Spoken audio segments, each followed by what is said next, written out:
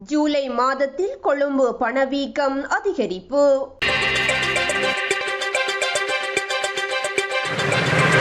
கொழும்பு நுகர்வோர் விலைச்சுட்டனின் அடிப்படையில் ஜூலை மாதத்திற்கான பணவீக்கம் 7.3% அதிகரித்துள்ளது.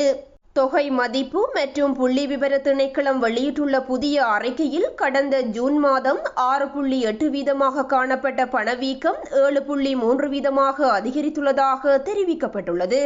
அத்துடன் உணவு பணவீக்கமும் கடந்த ஆண்டுடன் ஒப்பிடுகையில் கணிசமான அளவில் அதிகரித்துள்ளதுடன் அது 3.6 வீதத்திலிருந்து 6.3 வீதமாக உயர்வடைந்துள்ளது.